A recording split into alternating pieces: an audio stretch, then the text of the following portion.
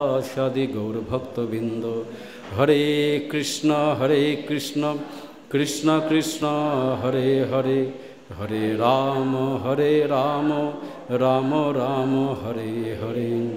ওং নমো ভগবতে বাসুদেবায়।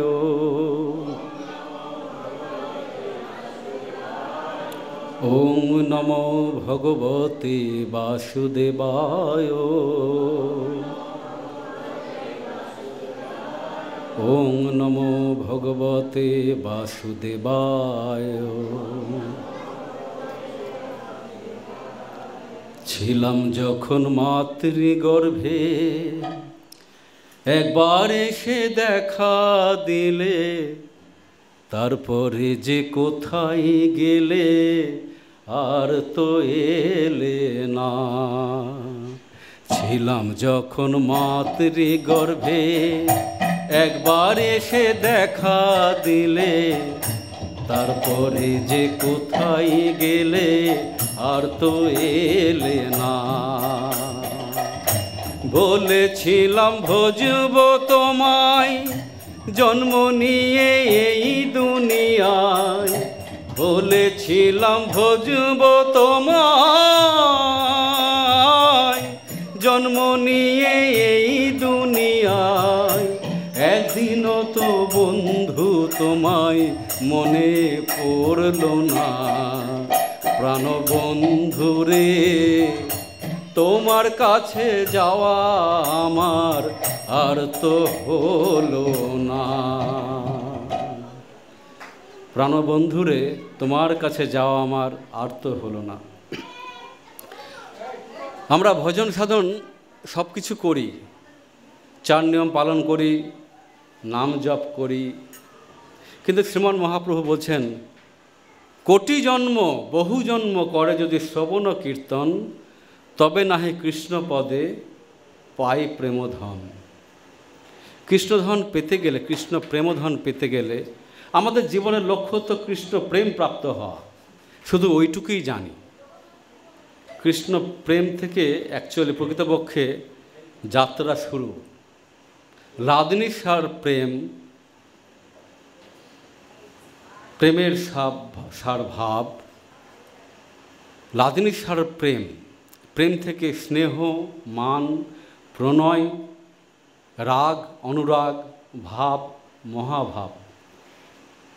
মহাভাবের আবার দুটো ভাগ রয়েছে, একটা রূঢ় মহাভাব, একটা অধিরূঢ় মহাভাব। রূঢ় মহাভাব সমস্ত গোপীদের মধ্যে পাওয়া যায়, অধিরূঢ় মহাভাব কেবলমাত্র শ্রীমতী রাধারানীর কাছে পাওয়া যায়।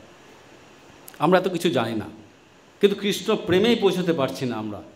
তার কারণ হচ্ছে একটা জিনিসের অভাব, সেটা হচ্ছে সরলতা। ভগবান শ্রীরামচন্দ্র যখন শবরীকে নববিধা ভক্তির উপদেশ দিচ্ছিলেন, তখন নবম ভক্তির সেখানে গিয়ে তিনি সরলতার কথা বলেছেন। নবম সরল সন ছলহীনা।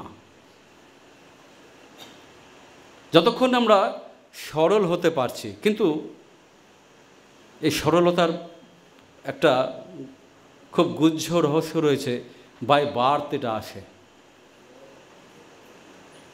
আমরা জড়জগতের মধ্যে যখন প্রভাবিত হয়ে পড়েছি, তখন আস্তে আস্তে আমাদের প্রকৃত রূপটা বেরিয়ে আসে।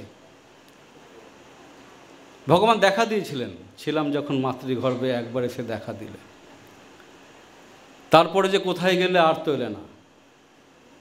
ভগবান আমাকে কি করেছেন? রেখে গেলে মায়ার কোলে, সাধু সঙ্গ নাহি মেলে, ভোগ বিলাসে দিন চলে যায়, মন তো বুঝল না। সূর্য যখন পড়ল ঢলে, পশ্চিমের দিগন্ত তলে, সূর্য যখন পড়ল ঢলে,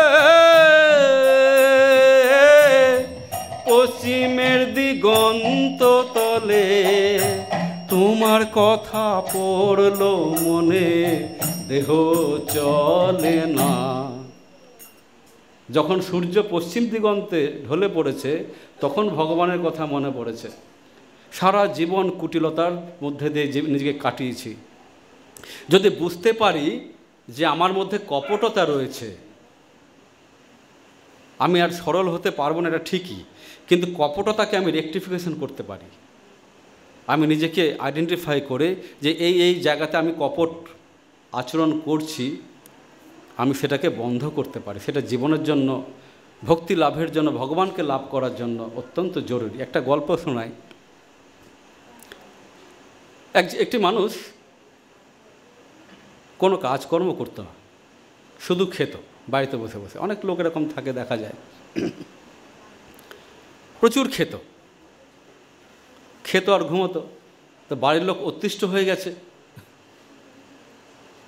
তো একদিন বাড়ির লোক রাগ করে বলেছে, কোনো কাজকর্ম করো না, আহার কী করে হবে, বাজার কী করে হবে, কোনো খবর নেই তোমার, খালি খাও আর ঘুমাও, যাও বাড়ি থেকে বেরিয়ে যাও।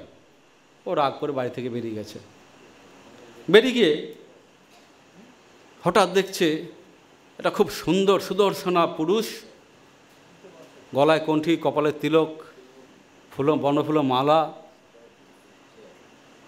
ভাবছে এত সুন্দর চেহারা, না সুন্দর চেহারা, নিশ্চয়ই প্রচুর খায়, না হলে পরে এত সুন্দর চেহারা কী করে হবে। গিয়ে বুঝলেন যে হ্যাঁ, ইনি একজন গুরুদেব, কোনো আশ্রমের গুরুদেব। কিছুক্ষণ পরে থেকে অনেক চেলা বেরিয়েছে তার সাথে, তাদেরও চেহারা খুব ভালো। বলে আরে, গুরুদেবের স্বাস্থ্য এরকম, চেলাদের স্বাস্থ্য এরকম, এটা তো কোনো কাজকর্ম পরিশ্রম করে বলে মনে হয় না, শুধু খায়। তো এইখানে যদি আমি ভিড়ে যাই খুব ভালো হয় তাহলে পরে। তো গুরুদেব, আমাকে তোমার চেলা বানিয়ে নাও। বলে হ্যাঁ, কেন বানাবো না। তো গলায় তুলসী তিলক লাগিয়ে দিয়ে চেলা করে নিয়েছে। বলে আমার কাজ কি গুরুদেব? বলে খাও আর হরিনাম জপ করো, আর কোনো কাজ নেই তোমার। দিব্যি ভালো চলছিল।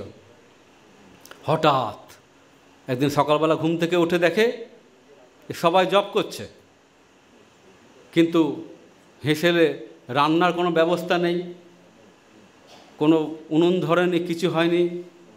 বেলা বাড়ছে, খাওয়ার টাইম হচ্ছে, অথচ কিছু নেই। বলে গুরুদেব, আজকে কি বিপত্তি হলো? বলে কেন, কি হয়েছে? বলে আজকে উনুন ধরেনি এখনো পর্যন্ত। বলে বাবা, আজকে একাদশী।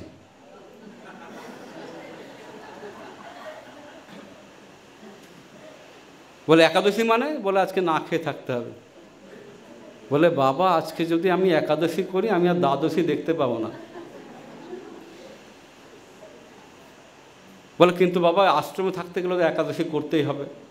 বলে বাবা, আমি বাইরে গিয়ে করব, আমি খিদে সহ্য করতে পারি না আমি।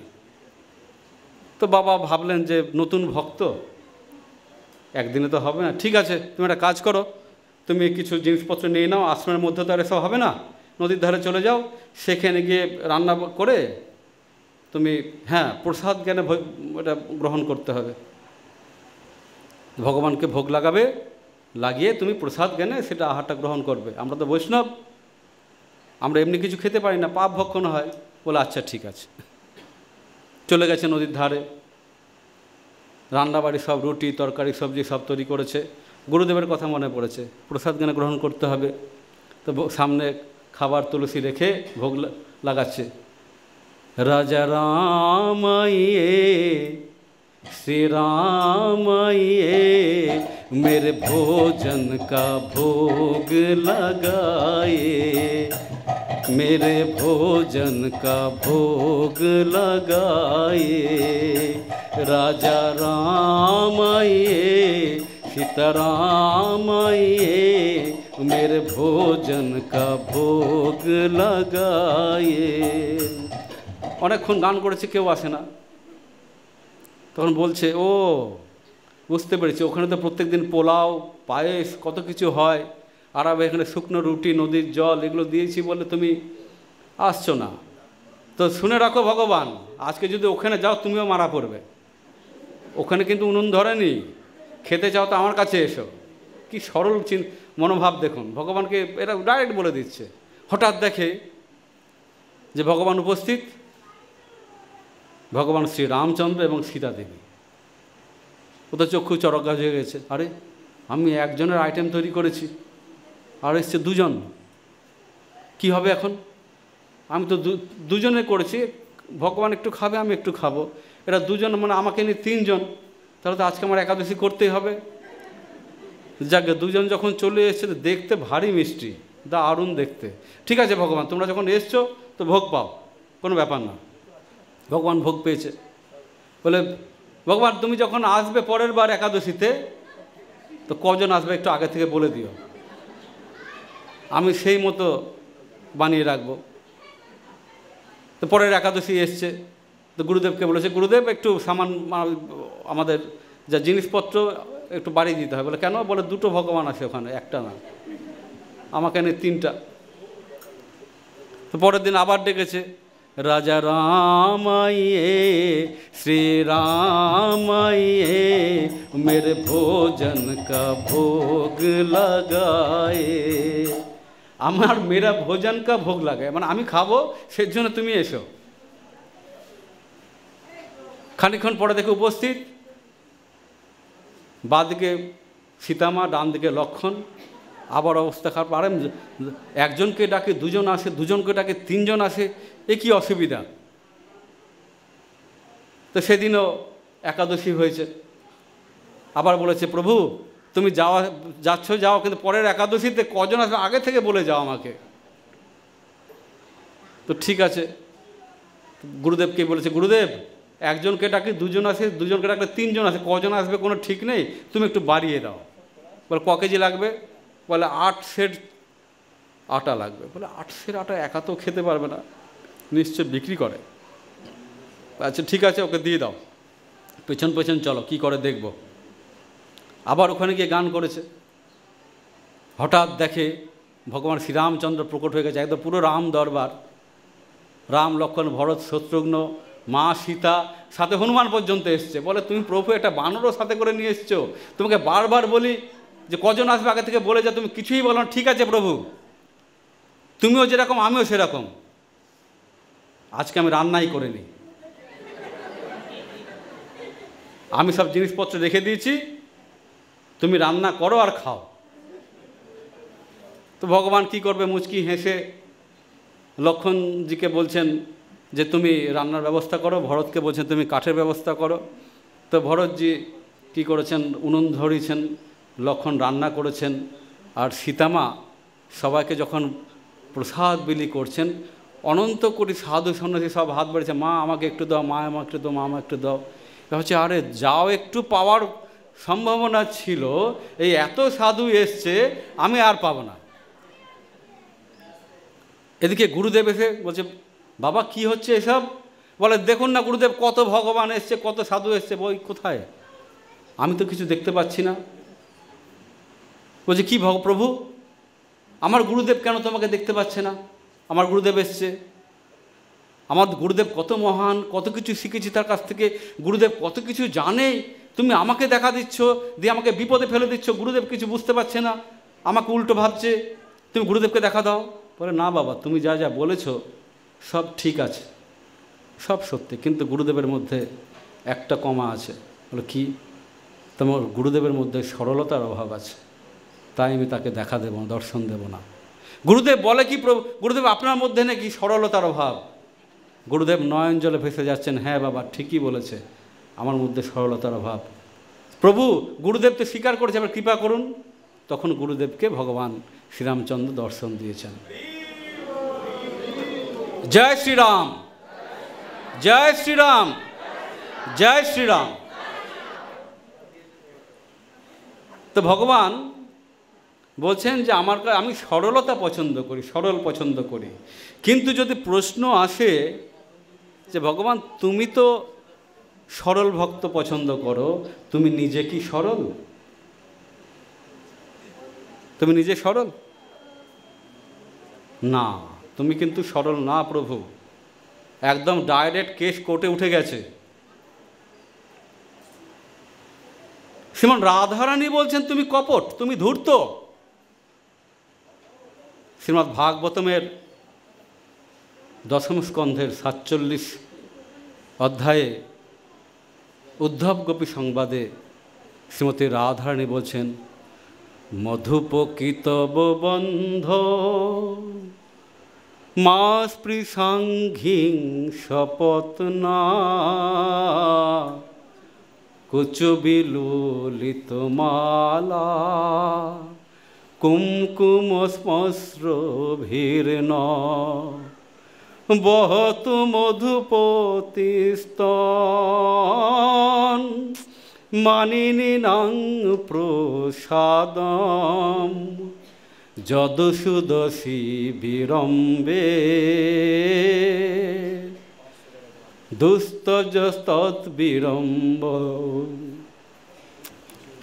মৃগয়ুরিব কোপীন্দ্র। বলছেন, এর প্রেক্ষাপটটা একটু বলে নিই। ভগবান শ্রীকৃষ্ণ মথুরায় চলে গেছেন, কংসবধ হয়ে গেছে। কংসবধ হয়ে যাওয়ার পরে জরাসন্ধ বারবার মথুরা আক্রমণ করছেন।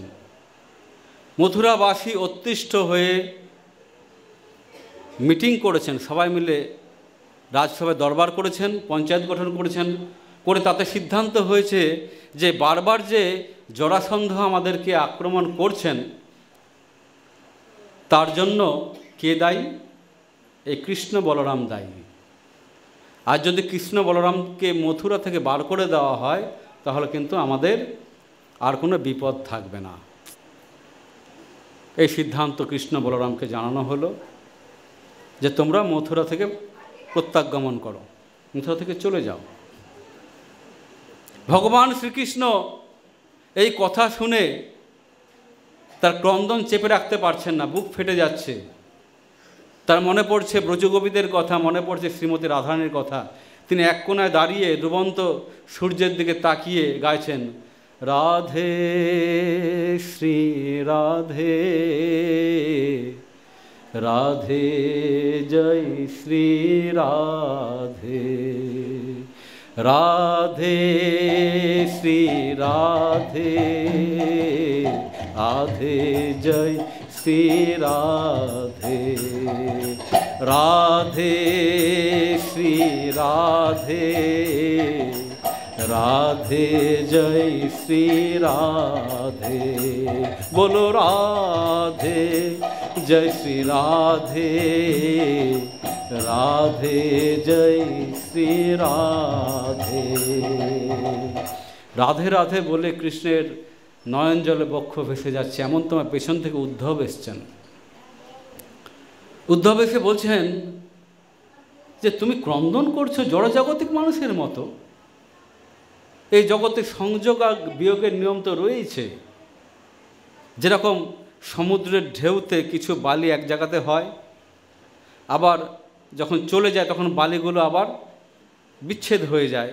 এই জগতের নিয়মিত তাই সংযোগ আর বিয়োগ। তার জন্য তোমার মতো একজন মহাপুরুষ, তার তো দুঃখ করার কোনো কথা নয়। কৃষ্ণ ভাবলেন যে আমি কার কাছে কি বলবো। ইনি বৃহস্পতির শিষ্য, অত্যন্ত জ্ঞানী। এই জ্ঞান দিয়ে তো আর প্রেম বিচার করা যায় না। একে যদি আমি কিছু বোঝানোর চেষ্টা করে বুঝতেও পারবে না। কি দরকার? এর প্রথমে আমার পিতা নন্দ মহারাজ, মাতা যশোদার কৃপা দরকার। তারপরে এর প্রতি গোপ বালকদের, আমার সখাদের কৃপা দরকার।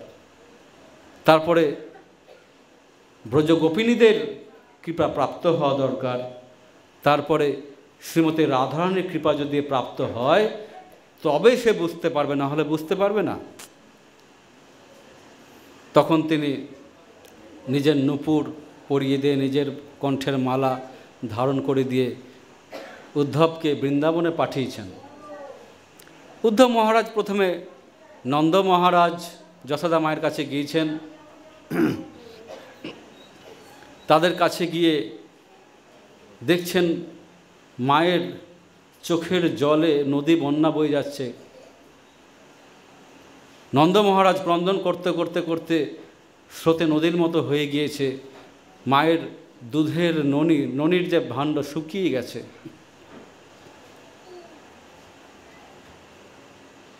মা ক্রন্দন করছেন, এদিকে নন্দ মহারাজও হাহাকার করছেন। ওরে গোপাল তোর শোনে কি, ওরে গোপাল তোর সনে কি দেখা হবার উপায় না, দিন যে আমার বৃথাই চলে যায় রে, দিন যে আমার বৃথাই চলে যায়। মাঝে তোকে করতো যত খাওয়াই নুনি ক্ষীর, চোখে হারায় না দেখিলে মন যে অস্থির, মন যে অস্থির। ওরে গোপাল তোর সনে কি, ওরে গোপাল তোর সনে কি দেখা হবার উপায় না, দিন যে আমার বৃথাই চলে যায় রে, দিন যে আমার বৃথাই চলে যায়। উদ্ধব মহারাজ মায়ের কাছ থেকে কৃপা ভিক্ষা করে তিনি বেরিয়ে পড়েছেন বৃন্দাবনের পথে। সেখানে ব্রজগোপীদের ব্রজ সখাদের সাথে সাক্ষাৎ হয়েছে, তাদের ক্রন্দনধ্বনি শুনেছেন, তাদের কাছ থেকে চলে গেছেন গোপিনীদের কাছে। একজন পরপুরুষকে দেখে গোপিনীরা প্রথমে একটু সংকোচ বোধ করলেও পরে তারা যখন বুঝতে পেরেছেন যে ইনি আমাদের প্রাণসখা শ্রীকৃষ্ণের প্রেরিত দূত, তখন তারা কি করছেন, সঙ্গবদ্ধ হয়ে উদ্ধবকে ঘিরে ধরেছেন। ঘিরে ধরে বিভিন্ন রকম প্রচেষ্টা তারা করছেন। কেউ কৃষ্ণর সাজে অভিনয় করছেন, কৃষ্ণের মতো অভিনয় করে দেখাচ্ছেন, এই শ্যামলী আমার বংশী কোথায়, এই রাধে তুমি আমার বংশী কেন চুরি করেছো, দিয়ে যাও। এই যখন চলছে, আস্তে আস্তে যাদের তারা আছে তারা চলে যেতে পারেন, কিন্তু এখানে থেকে গন্ডগোল করবেন না। বাচ্চারা খুব কথা বলছে।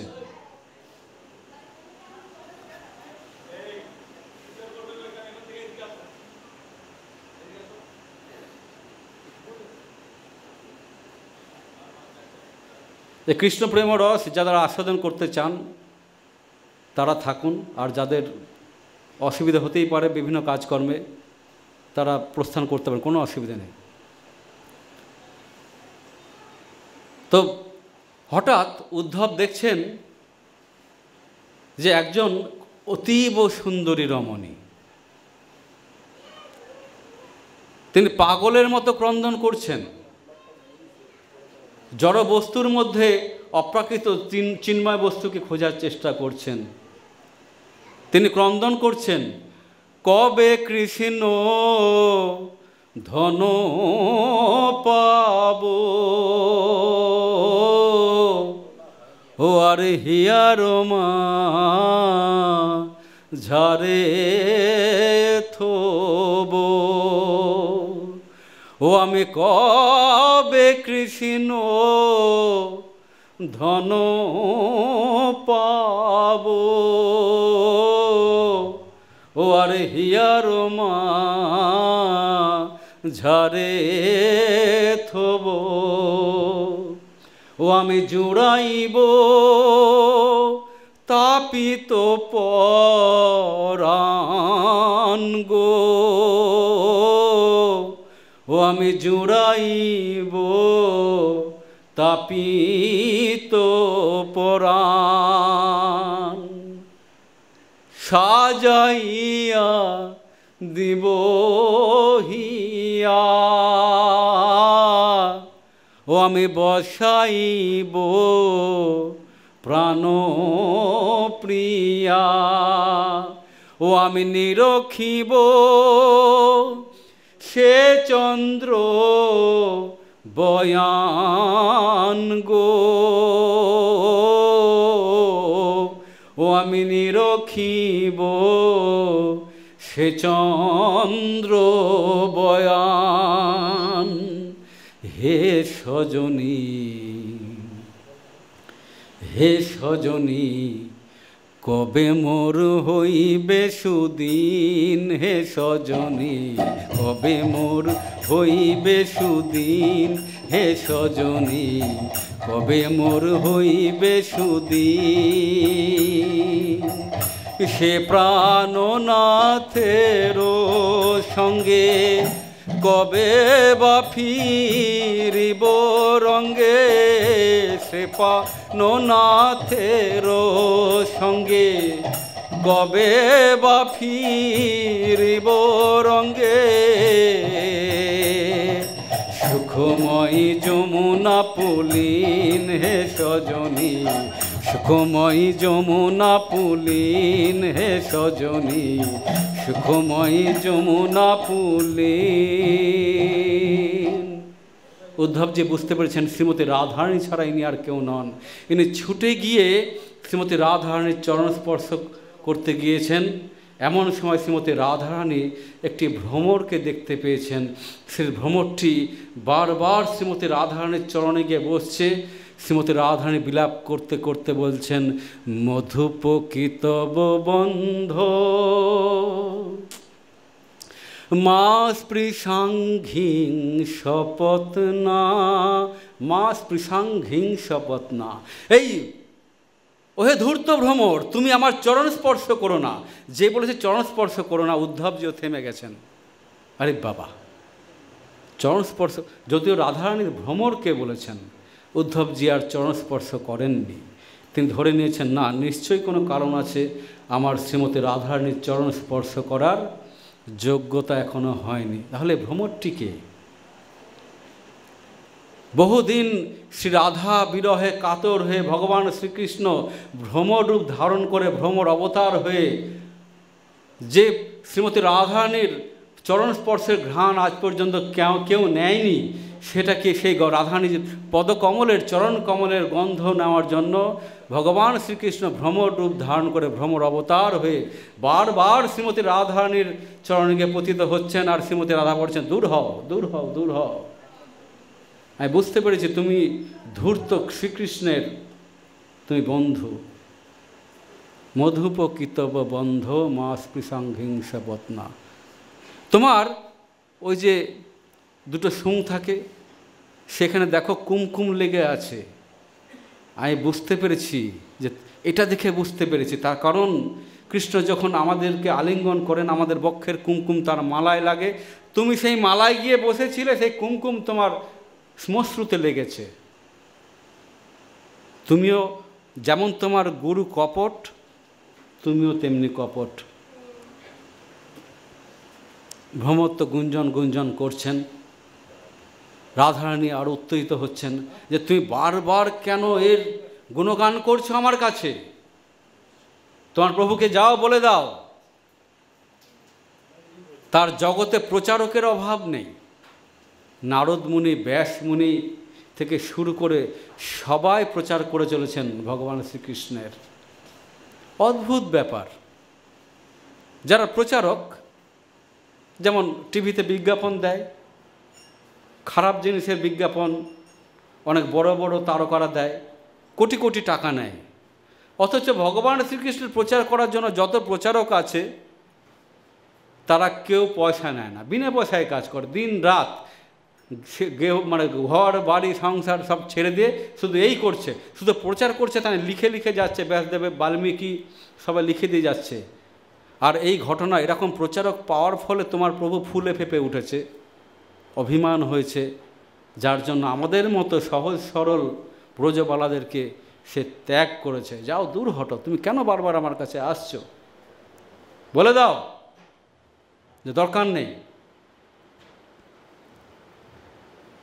আবার মনে হচ্ছে যে ভ্রমরকে আমি বললাম গুঞ্জন, সে গুঞ্জন করছে, তাহলে পরে আপনি যে বলছেন যে কৃষ্ণ কপট, কৃষ্ণ ধূর্ত, তো কৃষ্ণ কথা ছাড়া তো আপনারা থাকতে পারছেন না। কৃষ্ণ কথা কেন বলছেন? তব কথামৃতম তপ্ত জীবনম কবিভিরিতম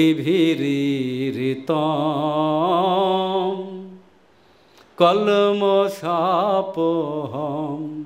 শ্রবণমঙ্গলম শ্রীমজাততাম ভুবি গৃণন্তি তে ভূরিদা জনা। তার বিরহে আমরা অত্যন্ত ব্যাকুল, কষ্ট পাচ্ছি ঠিকই, কিন্তু তার কথা আমরা ছাড়তে পারি না। তার কথা না বললে পরে আমরা শান্তি পাই না, তাই তার কথা নিয়েই আমরা থাকি। তব কথামৃতম তপ্ত জীবনম, তাই আমরা তার কথা বলি। তো দু একটা কপটতার উদাহরণ দাও। শ্রীমতী রাধারানী বলছেন, মৃগরিব কপীন্দ্র বিব্বধে লব্ধ ধর্মা। তুমি বলছো তার কপটতার যে স্বভাব এক জন্মের না, তার জন্ম জন্মান্তরের স্বভাব, সে ত্যাগ করতে পারে না। কি কপটতা! যেমন এটা তো কৃষ্ণ অবতার, এই অবতারে কৃষ্ণ চঞ্চল, চপল, ছটফটে, ঠিক আছে, মানলাম। আগের যে অবতার ত্রেতায় রাম অবতার, ভগবান রামচন্দ্র কীরকম? সিধে সাদা, একদম ধার্মিক, মর্যাদা পুরুষোত্তম বলা হয়। তার কারণ তিনি বেদ মর্যাদা প্রতিষ্ঠা করেছেন। এই হেন রাম অবতার, তার কপটতার লক্ষণ দেখো দুখানা খুব প্রধান। কি কি? বালিকে দেখো কি করে মারল। তাল গাছের আড়াল থেকে তীর চালিয়ে, ব্যাধ যেরকম, ব্যাধ কি করে? প্রথমে বনে গিয়ে বিন বাজায়, বিন বাজানো, সে বিনের শব্দে হরিণীরা ছুটে আসে। যখন হরিণীরা ছুটে আসে, ব্যাধ তখন তাদেরকে বধ করে। আমরা বোঝবালারা হচ্ছি সেরকম হরিণীর মতো। কৃষ্ণ বাঁশি বাজিয়ে আমাদেরকে ডেকেছে। কৃষ্ণ বাঁশি বাজিয়েছে, আমরা চলে গেছি, আমাদের সাথে লীলাবিলাস করেছে, করে এখন আমাদেরকে প্রাণে মর্মাহত করে বধ করে সে পালিয়ে গেছে। রাম অবতারে সে আড়াল থেকে বলিকে হত্যা করলো, এটা তার উচিত হয়েছে? বলে আর কি কপটতা! শূর্পণখার নাক কান কেটে দিয়েছে, আর কি কপটতা!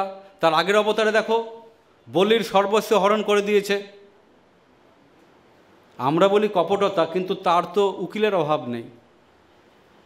আগে ব্যাস নারদ মুনি ছিলেন, বাল্মীকি ছিলেন, তার পরবর্তী সময়ে তার যত উকিল আছে তাদের মধ্যে শ্রীধর স্বামী, বিশ্বনাথ চক্রবর্তীর মতো যারা মহান মহান বৈষ্ণব, তার কেস পুরো উইথড্র করে নিয়ে চলে গেছেন।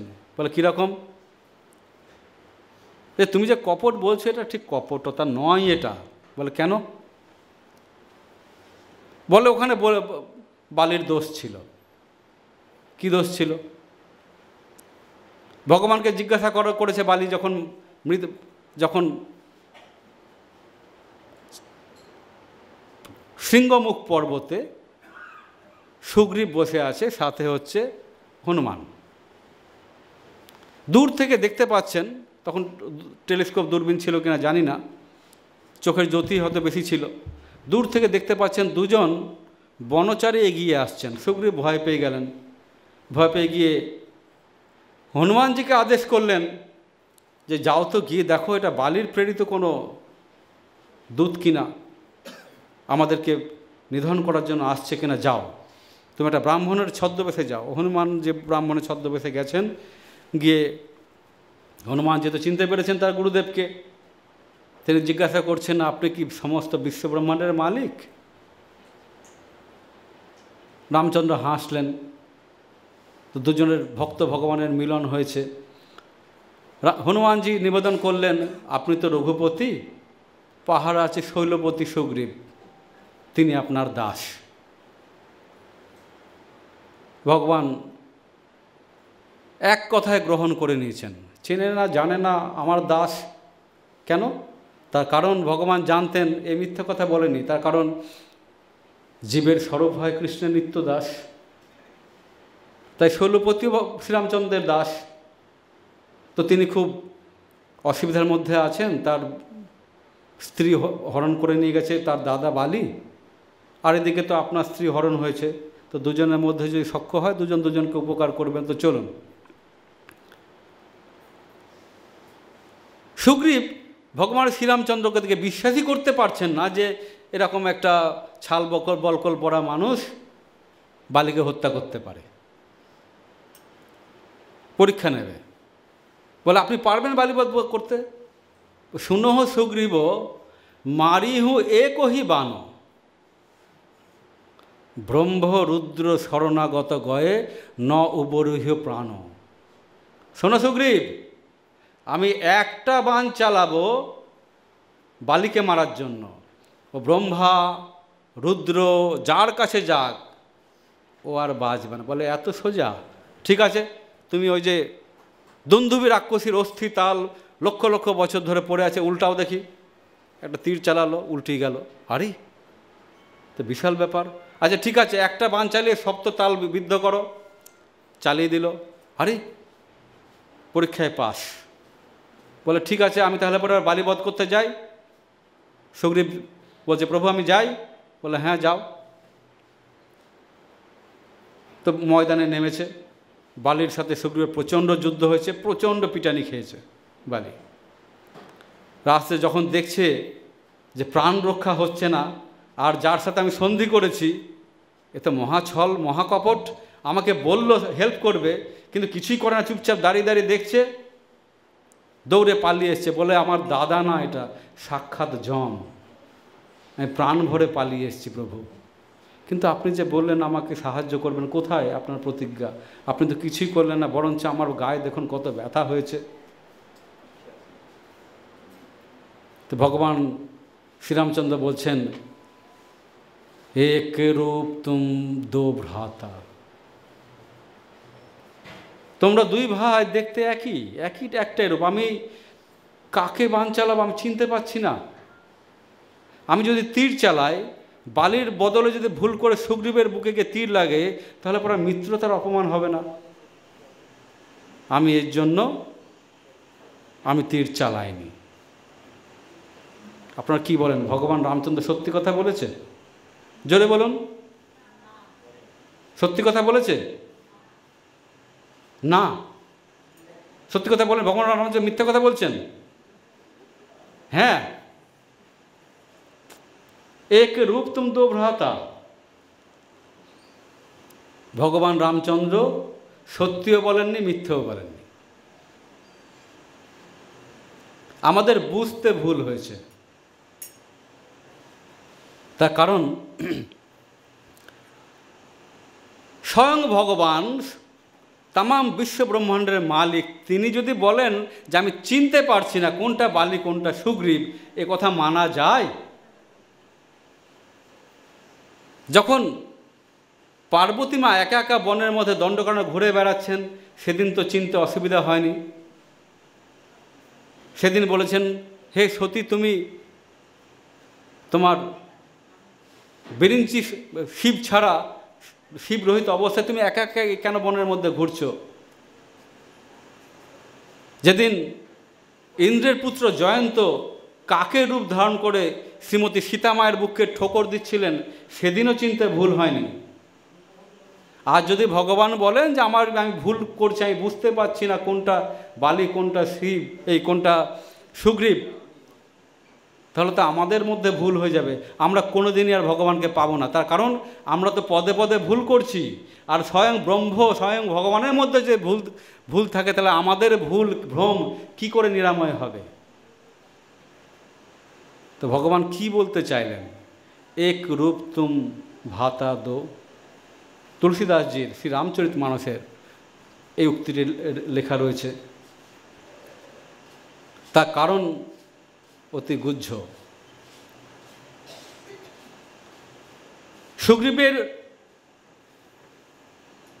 সুগ্রীবের গলায় রামচন্দ্র বলছেন যে মেলি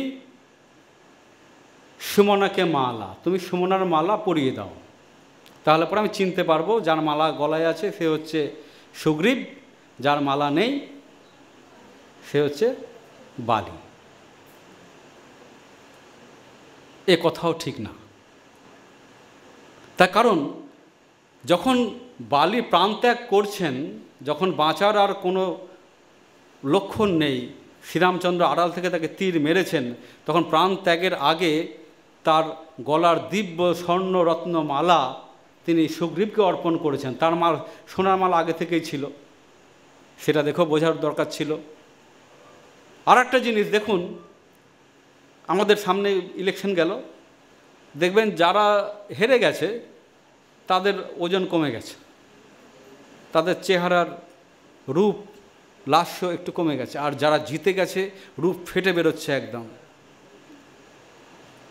তো বালি ভোগবিলাস সিংহাসনে চেপে বসে আছেন, আর সুগ্রীব হাজার হাজার বছর ধরে বনে বনে পাহাড়ে পাহাড়ে লুকিয়ে লুকিয়ে বেড়াচ্ছেন সিংহাসনচ্যুত।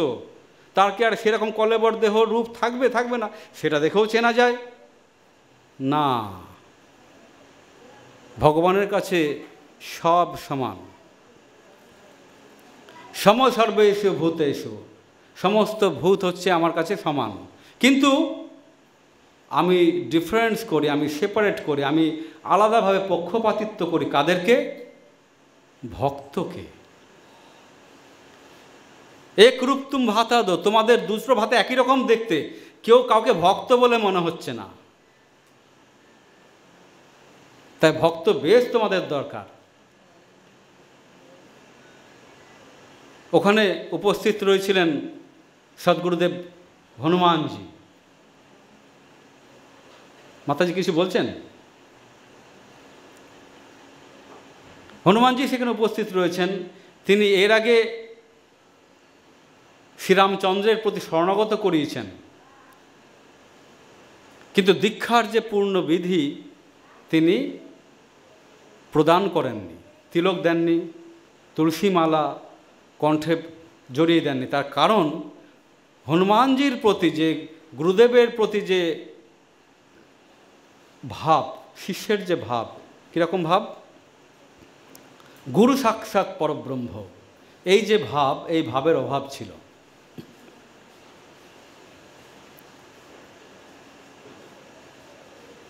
অনেক দেরি করে শুরু হয়েছে প্রবচন। হ্যাঁ, আমি কি খুব শর্টে করে দেব না চলবে? চলবে? জোরে বলুন, হরিবল বলুন। আপনারা আনন্দ পাচ্ছেন তো? সদ্গুরুদেবের প্রতি শিষ্যের একটা ভাব থাকা দরকার যে গুরু সাক্ষাৎ পরব্রহ্ম। কিন্তু হনুমানজি ছিলেন সুগ্রীবের পিতা, সূর্যনারায়ণের পুত্র। তো সেই সম্পর্ক অনুযায়ী সুগ্রীব কখনোই হনুমানজিকে গুরুরূপে বরণ করতে, মনে প্রাণে বরণ করতে পারেননি। এটা তার মধ্যে কম ছিল।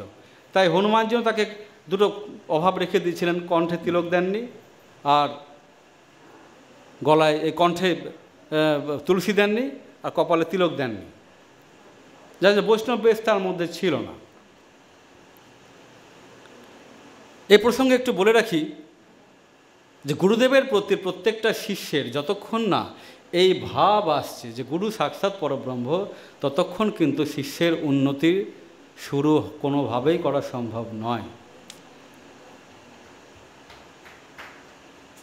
ভগবত্তা শ্রীরামচন্দ্রের মধ্যে কম ছিল না, গুরুবত্তা হনুমানজির প্রতি কম ছিল না, কিন্তু সুগ্রীবের মধ্যে শিষ্যের যে ভাব সেটা কম ছিল।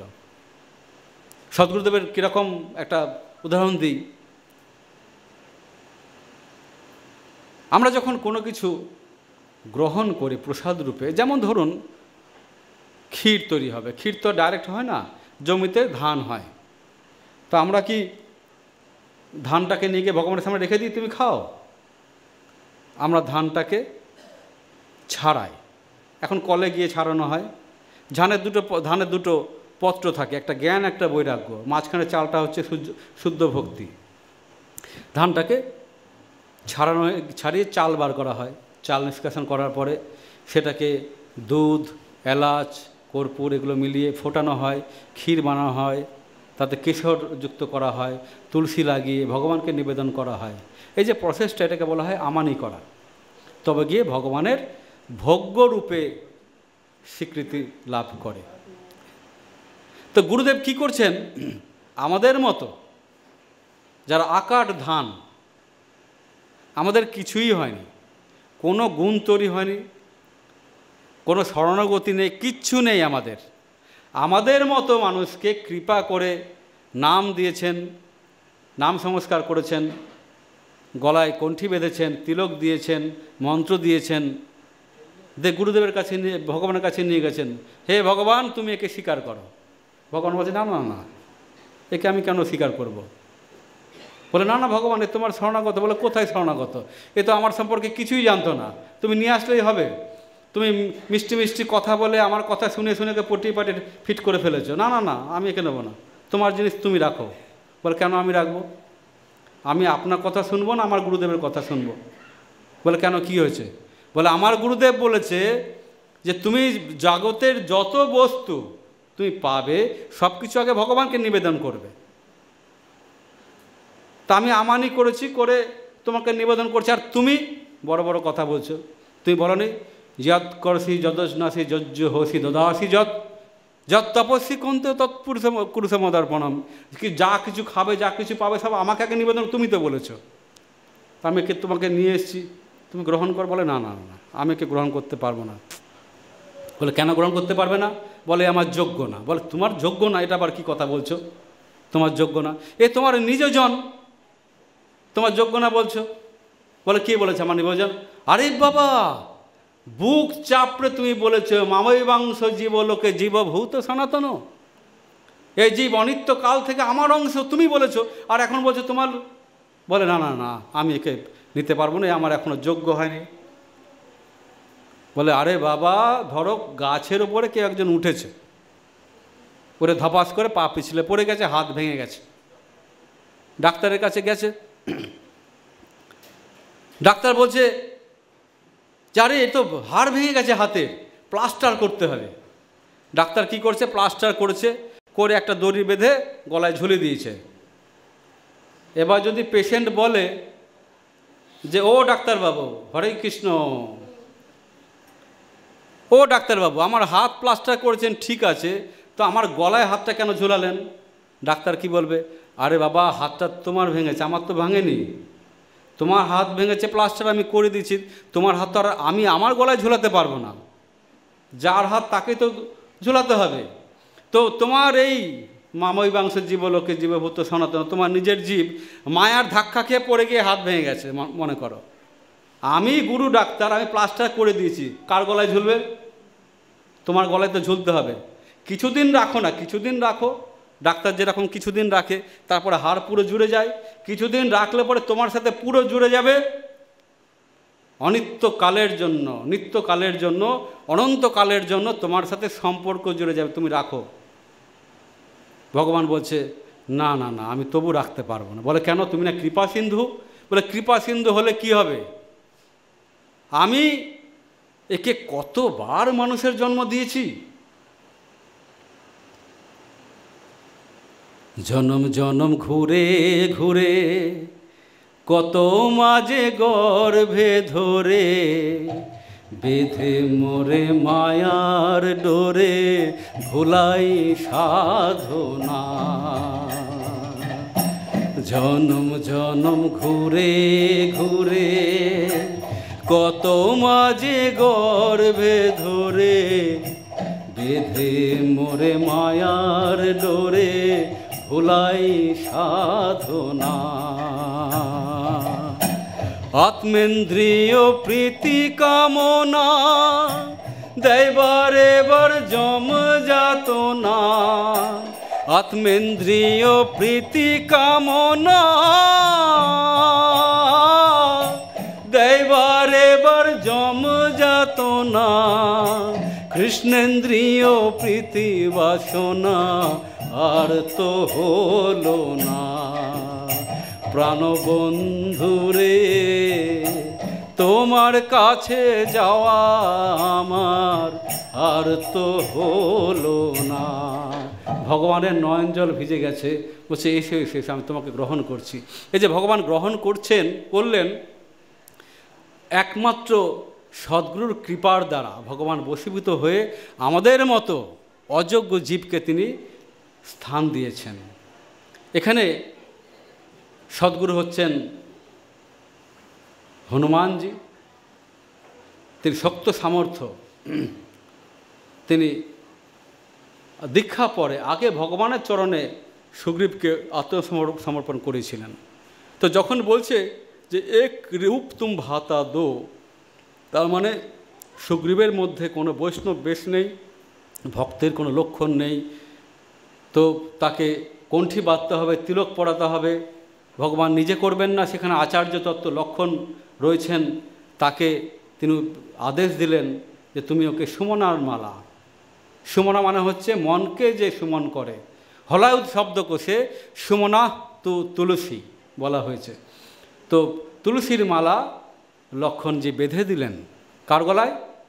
সুগ্রীবের গলায়।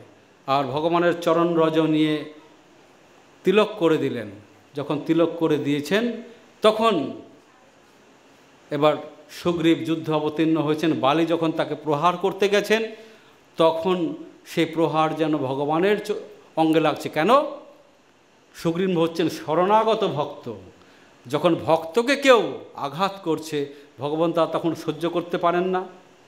এদিকে বালির ওপরে ব্রহ্মার বর ছিল যে সম্মুখ যুদ্ধে তাকে কেউ নিহত করতে পারবেন না। তাই ভগবান কি করছেন? আড়াল থেকে তাকে বাণবিদ্ধ করে হত্যা যখন করছেন, যখন প্রাণ বিয়োগ হবে তখন সুগ্রীব বলছেন, প্রভু সবই তো বুঝলাম, তুমি যদি সত্যি রঘুবীর হয়ে থাকো তুমি আড়াল থেকে আমাকে কেন মারলে? আমার কি দোষ বলো? ভগবান বলছেন, ভাতৃবধূ, পুত্রবধূ, কন্যা এবং ভগিনী, এই চারজনকে সমান চোখে দেখতে হয়। যদি তার মধ্যে কাউকে তুমি কুরূপে দেখো, তার প্রতি শাস্ত্রবিহীন আচরণ করো, তাকে বধ করলে কোনো দোষ নেই। এটাই তোমার হচ্ছে প্রাপ্য ছিল, এবং তুমি আমার শরণাগত ভক্ত, তাকে তুমি বধ করেছ। তাহলে শ্রীরামচন্দ্র কি কপট ছিলেন? একটা মামলায় জিতে গেছে। পরের শূর্পণখার কি দোষ ছিল? খুব সংক্ষেপে আমি বলে দিচ্ছি। শূর্পণখা বনের মধ্যে বিচরণ করছিলেন। তার বয়স তখন যথেষ্ট বেশি। তিনি মেকআপ দিয়ে নিজেকে একদম অল্প বয়সী একটা মেয়েতে রূপান্তরিত করে তিনি সাজগোজ করে সেই বেশ সুন্দরভাবে অঙ্গভঙ্গি করে রামচন্দ্রের কাছে গিয়েছেন। এবং তিনি বিধবা ছিলেন। তার স্বামী ছিল বিদ্যুৎজহু। পাতালে রাবণের সাথে বিদ্যুৎজহুর প্রবল যুদ্ধ হয়েছিল। তখন রাবণের হাতে বিদ্যুৎজহু মৃত হয়। তখন এই শূর্পণখা দাদাকে অভিশাপ দিয়েছিল যে আমি যদি বৌদি মন্দোদরকে বিধবা না করতে পারি আমার নাম শূর্পণখা নয়। তিনি সেই প্রতিশোধ নেওয়ার জন্য ঘুরে বেড়াচ্ছেন। তিনি ভগবান শ্রীরামচন্দ্রকে গিয়ে বলছেন যে আমি তোমাকে বিয়ে করতে চাই। আমি জগতে আমার মতো সুন্দর ছেলে তো একটাও পাইনি, তুমিও আমার মতো সুন্দর নও, কিন্তু যাই হোক অগতির গতি, চলে যাবে, আমি তোমাকে বিয়ে করব। ভগবান শ্রীরামচন্দ্র বলেছেন যে আমার এই অবতারে আমি তো এক পত্নী গ্রহণ করব, আমি দ্বিতীয় পত্নী গ্রহণ করব না, এটা আমার প্রতিজ্ঞা। তো তুমি এক কাজ করো, আমার ভাইয়ের কাছে যাও। তো ভাইয়ের কাছে গেছে। ভাই বলছেন যে তুমি দাসী হতে চাও না রানী হতে চাও? বলে আমি রানী হব, দাসী কেন হব? বলে আমি তো দাস, শ্রীরামচন্দ্রের দাস। তো তাহলে পরে আমাকে যদি বিয়ে করো তুমি তো রানী হতে পারবে না, রানী হতে চাইলে শ্রীরামচন্দ্রের কাছে যাও। সে ফুটবলের মতো একবার রামের কাছে একবার লক্ষ্মণের কাছে যাতায়াত করছে। শূর্পণখার দোষ ছিল ওই সাজগোজ। শ্রীরামচন্দ্র যখন বাঁশি বাজিয়েছিলেন ব্রজে, তখন ব্রজগোপীদের কি অবস্থা হয়েছিল? এক চোখে কাজল আছে, এক চোখে নেই। আইলাইনার চোখে লাগানোর কথা লাগিয়েছেন ঠোঁটে, ঠোঁটের লিপস্টিক লাগিয়েছেন চোখে, ওপরের ভরণ পড়েছেন নিচে, নিচের আভরণ পড়েছেন ওপরে। পাগলিনীর মতো বেশভূষার কোনো ঠিক ছিল না। অথচ অপরাধ নেবেন না, আমি বলছি, আজকাল ফেসবুকে মাঝে মধ্যে দেখি হাই হরে কৃষ্ণ হরি বল, সেলিব্রিটি মাতাজি সব গয়নায় গাঠিতে ভর্তি, কৃষ্ণ প্রেম পাবে। কৃষ্ণ প্রেমের যে এই রহস্য, যে কৃষ্ণ প্রেমে পাগলনি হলে পরে সাজগোজের দিকে নজর থাকার কথা নয়। জয় শ্রী বৃন্দাবন ধাম, জয় জয় শ্যামা, জয় জয় শ্যাম, জয় জয় শ্রী বৃন্দাবন ধাম।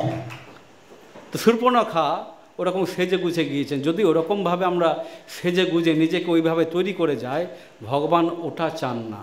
ভগবান চান তোমার ভিতরের রূপটা কত সুন্দর, তুমি কতটা অকপট, কতটা সরল, সেটা তিনি চান।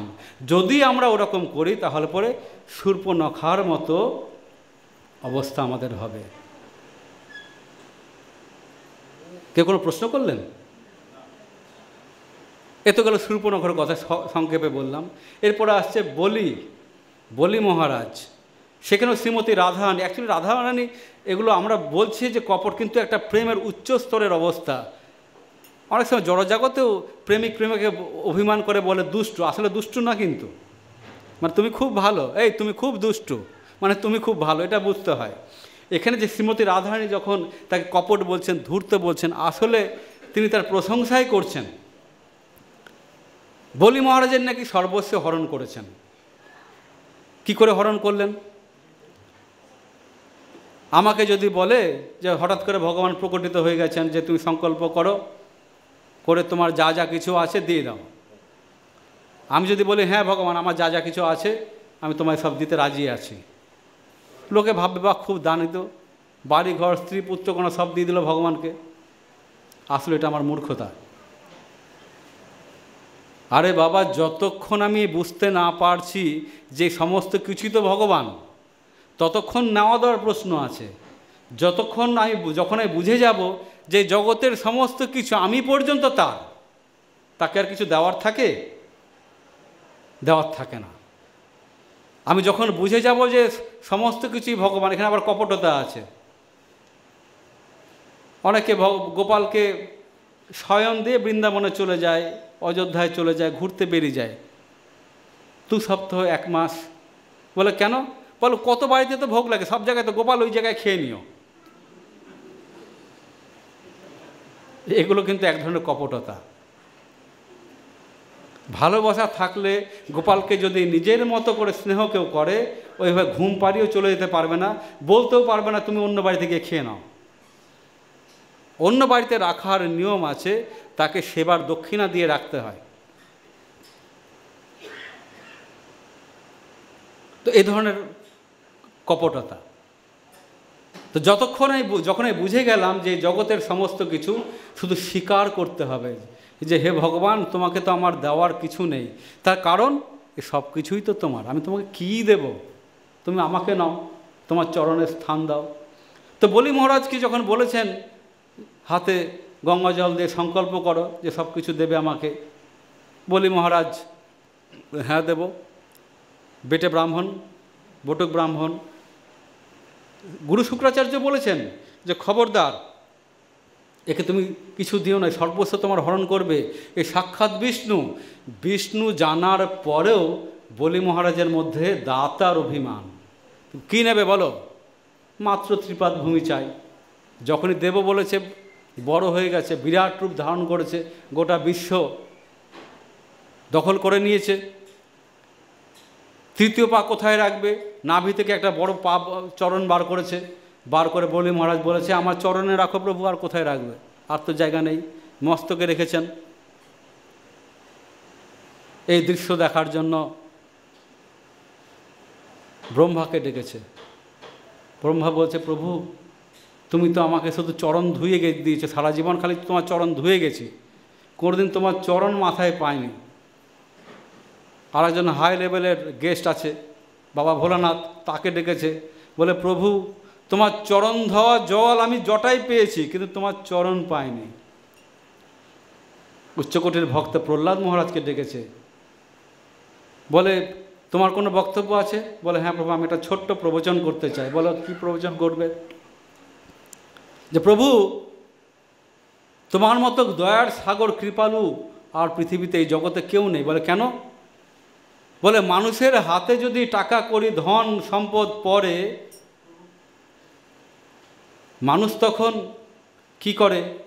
ভগবানকে ভুলে যায়। আছে না, যাদের প্রচুর টাকা ধনমত্ত হয়ে মানুষকে তো দূরের কথা, ভগবানকে ভুলে যায়।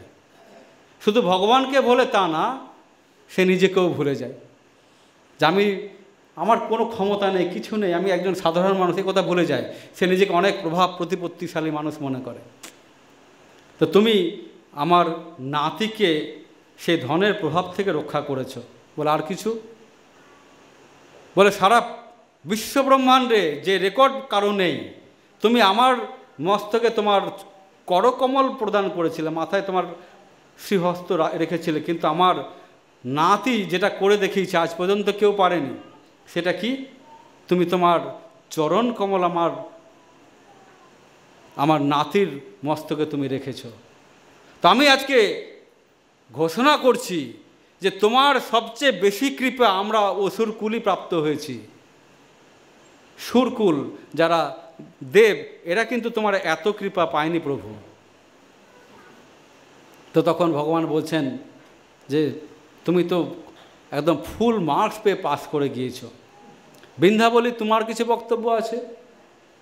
বিন্ধ্যাবলী হচ্ছেন বলি মহারাজের স্ত্রী, কাঁদতে কাঁদতে এসছেন, এসে বলছেন প্রভু আমি তো প্রতিব্রতা নারী, আমাকে কি একটা কৃপা করতে হবে। কি কৃপা করতে হবে? প্রভু তুমি আমার স্বামীকে যে কৃপা করেছ আমাকেও সেই কৃপা করতে হবে। ভগবানের নয়ন জলে বুক ভেসে যাচ্ছে। বিন্ধ্যাবলীর কথা শুনে বলে কি, এই স্ত্রীর মাথাতে আমি চরণ রাখবো? বলছেন যে ঠিক আছে, তুমি তো আমাকে কিনে ফেলেছো বিন্ধ্যাবলী, বিনা মূল্যে কিনে ফেলেছো, আমি তোমাদের দাস হয়ে থাকবো, দ্বারপাল হয়ে থাকবো। চলো সুতোল্লোকে, যেখানে ইন্দ্রের সভাতে কি ঐশ্বর্য, তার থেকে অনেক বেশি ঐশ্বর্য, তোমরা সেখানে চলো। সেখানে নিয়ে গেলেন দুজনকে, নিয়ে গিয়ে সেখানে তিনি দ্বারপাল হয়ে থাকলেন। এদিকে বৈকুণ্ঠে ভগবান নেই, লক্ষ্মী ক্রন্দন করছেন, খুঁজতে খুঁজতে খুঁজতে খুঁজতে শ্রাবণ পূর্ণিমার দিন সুতোল্লোকে এসে হাজির হয়েছেন। সুতোল্লোকে এসে হাজির হয়ে দেখছেন হ্যাঁ দ্বারপাল হয়ে এখানে বসে আছে। কি করবেন? তিনি বলি মহারাজের হাতে রক্ষাবন্ধন রাখি বাঁধলেন। রাখি যখন বেঁধেছেন, ভাই বোনের সম্পর্ক হয়েছে, বলি মহারাজ মা লক্ষ্মী বলছেন বোন তুমি তো খুব সুন্দর রাখি বন্ধন করেছো, যে তুমি কি উপহার প্রার্থনা করো। মা লক্ষ্মী বলছেন আমি এই উপহার প্রার্থনা করি, তোমার সভায় যে দ্বারপাল আছে না, ওটাকে আমাকে দিয়ে দাও। গাছ কাটলে যেরকম ধরাস করে পড়ে, বলি মহারাজ সিংহাসন থেকে ধরাস করে পড়েছে, মূর্ছিত। খানিকক্ষণ পরে যখন জ্ঞান ফিরেছে, বলছে আমার জীবনের সমস্ত কিছু দিয়ে আমি এই দ্বারপালকে পেয়েছি, এটা তো আমি দিতে পারবো না। বলে তুমি না বলেছো আমি যা উপহার চাইবো তুমি দেবে, তুমি কেন দেবে না? বলে তোমার নেওয়ার কি দরকার, তুমি এখানেই থাকো না, দুজনে মিলে এখানে থাকো, অসুবিধে কি? তখন একটা মধ্যস্থতার সূত্র বেরোলো। আষাঢ় শুক্ল একাদশী থেকে কার্তিক শুক্ল একাদশী পর্যন্ত লক্ষ্মীনারায়ণ সুতোল্লোকে থাকবেন, তারপরে তারা চলে যাবেন বৈকুণ্ঠে। যার জন্য এই সময়ের মধ্যে হিন্দু শাস্ত্র মতে কোনো শুভ কর্ম অনেকেই করেন না। কারণ মঙ্গলম ভগবান বিষ্ণু মঙ্গলম গরুরধ্বজা মঙ্গলাম পুণ্ডরিকাক্ষম মঙ্গলাম তনুহরি। তো মঙ্গলম ভগবান বিষ্ণু তো ওইখানেই রয়েছেন, তার জন্য কোনো মঙ্গল কার্য করা হয় না। তো যাই হোক, প্রত্যেকটা কেস ভগবান শ্রীকৃষ্ণ জিতে গেছেন, কিন্তু রাধারানী যে বিলাপ করছেন, এটা ছিল তার উদ্ঘূর্ণী দশার একটা ভাব। সেই ভাব আমরা শ্রীমান মহাপ্রভুর মধ্যেও, যে ভাব রাধারানীর ভাবটা আমরা চট করে বুঝতে পারি না, কিন্তু মহাপ্রভু যখন এই ভাবের মধ্যে দিন কাটাচ্ছেন গম্ভীরাতে, তখন তার পরিপ্রেক্ষিতে আমরা বুঝতে পারি। তাকে আমরা দেখেছি তিনি দেয়ালের মধ্যে নাক ঘষছেন, ভিতের মধ্যে নাক ঘষছেন, রক্ত ঝরছে তার নাক দিয়ে। পরের দিন স্বরূপ দামোদর আর রামরায় এসে যখন জিজ্ঞাসা করছেন প্রভু তুমি এটা কি করেছো? তোমার নাক দিয়ে ঝরঝর করে রক্ত পড়ছে প্রভু, তুমি এটা কেন করেছো? তো প্রভু পেছন ফিরে একটু তাকালেন। রায় রামানন্দ সর্বদামতা দেখছেন যে মাটিটা ভেজা। কাছে গেছেন, বুঝতে পারলেন সারা রাত প্রভু ক্রন্দন করেছেন, করে মাটি ভিজিয়েছেন। সেই ভেজা মাটিতে তিনি কৃষ্ণকে আলিঙ্গন করছেন। কৃষ্ণকে আলিঙ্গন করে সেখানে আঙুল দিয়ে কৃষ্ণের একটি মূর্তি, একটি আলেখ্য অঙ্কন করেছেন মহাপ্রভু। করে সেখানে কৃষ্ণকে আলিঙ্গনের লালসায় তিনি নাক মুখ ঘষেছেন। যখন জিজ্ঞাসা করছেন, প্রভু তুমি এটা কেন করলে? প্রভু আবার গাইছেন, রাধারানী যেরকম গেয়েছিলেন, আমি কবে কৃষ্ণ ধন পাবো, ও আর হিয়ার মা ঝারে থবো, ও আমি জুড়াইব তাপিত পরাণ গো,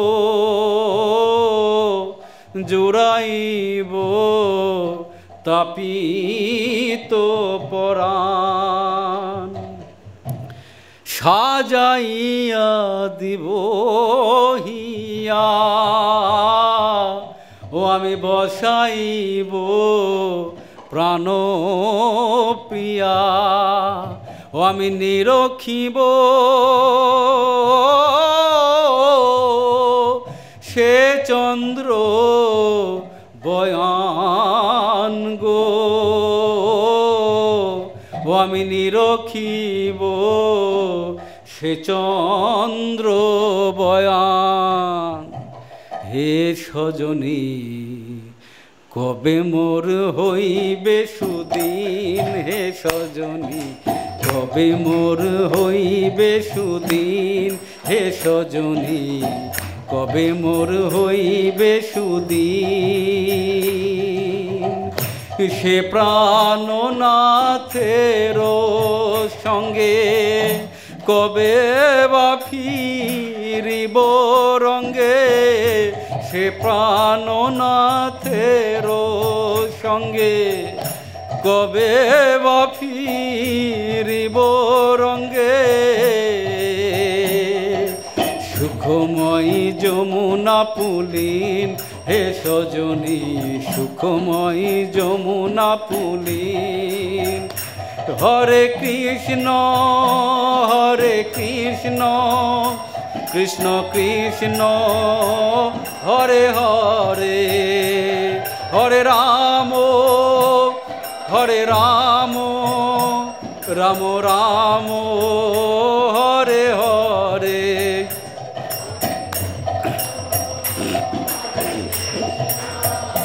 কৃষ্ণ কৃষ্ণ হরে, সব দাঁড়িয়ে দাঁড়িয়ে দাঁড়িয়ে, হরে রাম রাম রাম হরে হরে। হরে কৃষ্ণ কৃষ্ণ কৃষ্ণ হরে হরে। হরে রাম রাম রাম হরে হরে। নিতাই গৌর হরি বল, হরি বল, হরি বল, হরি বল। নিতাই গৌর হরি বল, হরি বল, হরি বল, হরি বল। নিতাই গৌর হরি বল, হরি বল, হরি বল, হরি বল। बोलो राधे राधे राधे, जय जय श्री राधे।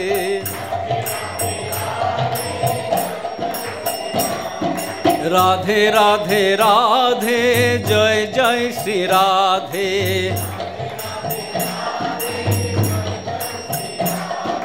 राधे राधे राधे, जय जय श्री राधे। बोलो राधे बोलो राधे, बोलो राधे जय श्री राधे। बोलो राधे बोलो राधे बोलो राधे जय श्री राधे निताय गौर हरि बोल हरि बोल हरि बोल हरि बोल निताय गौर हरि बोल हरि बोल हरि बोल हरि बोल। अनंत कोटि वैष्णव बृंद की वाञ्छाकल्पतरुभ्यश्च कृपा सिन्धुभ्यो एव च पतितानां पावनेभ्यो वैष्णवेभ्यो नमो नमः। আপনাদের সকলকে আমার দণ্ডবত প্রণাম নিবেদন করছি। হরে কৃষ্ণ।